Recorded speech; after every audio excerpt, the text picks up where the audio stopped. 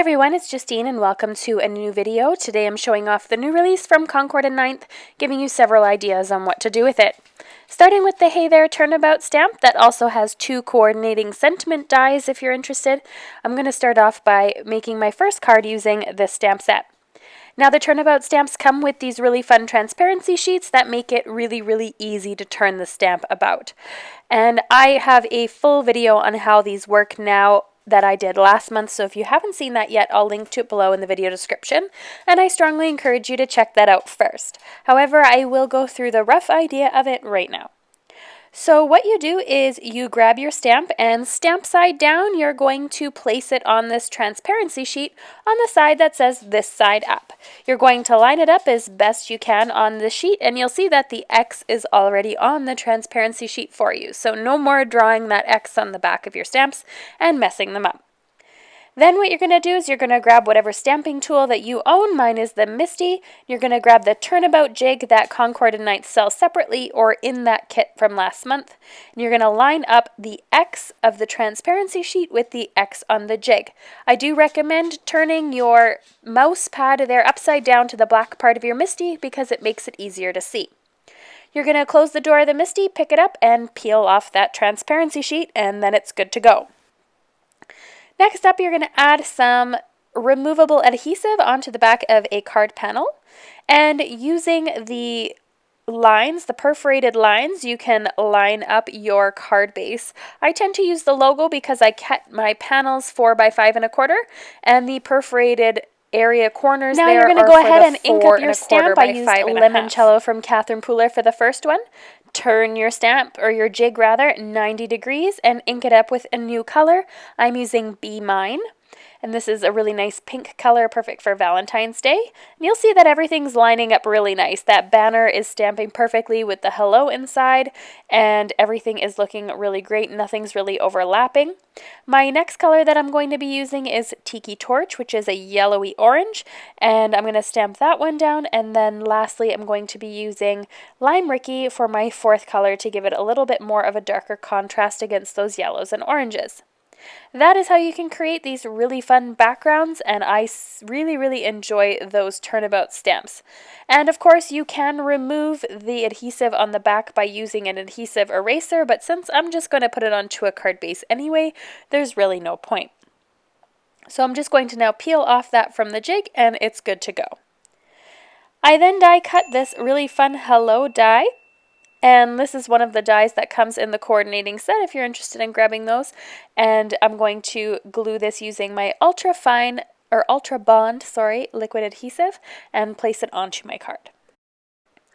The next stamp and die set that I'm showing off here is this really beautiful set that has these really fun lines. This is called the Peek Through Pattern stamp set. It comes with these peek through pattern dies of Smile and Friend, and you can place these stamps like the stripes or big watercolor paint sort of stripes underneath to die cut, and then you can have these showing through if you want.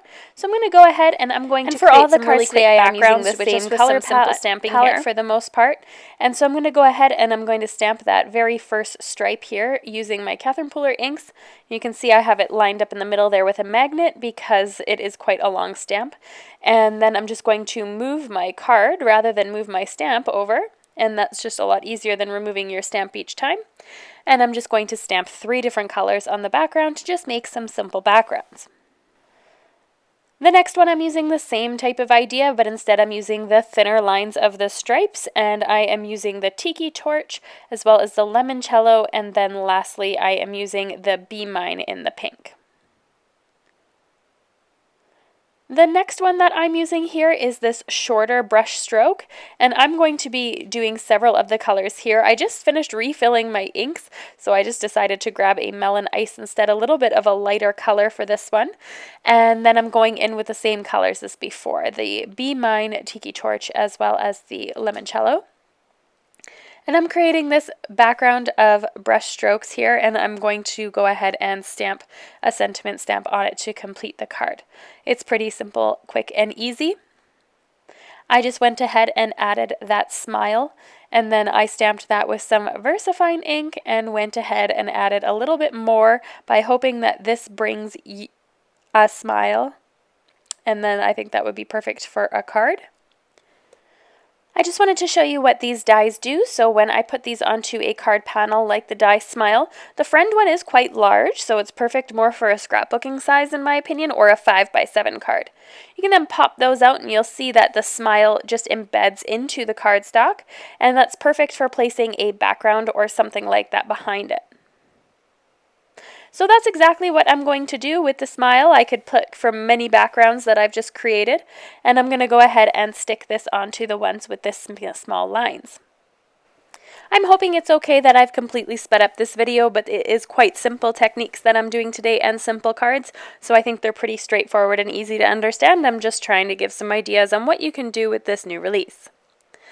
So once again, I'm just going ahead and adding some of these to my card bases, and this one here I really love. I think if I were to change it up a little bit, I would add a little bit more color on the front because I find it's just a lot of white, but overall I think I like the look of it regardless. So here is a final look at this card here with the Smile. I went ahead and added those brush strokes here with a sentiment from the same stamp set, and it says, "Friends, thanks for always being there." And I just stamped that in some black ink.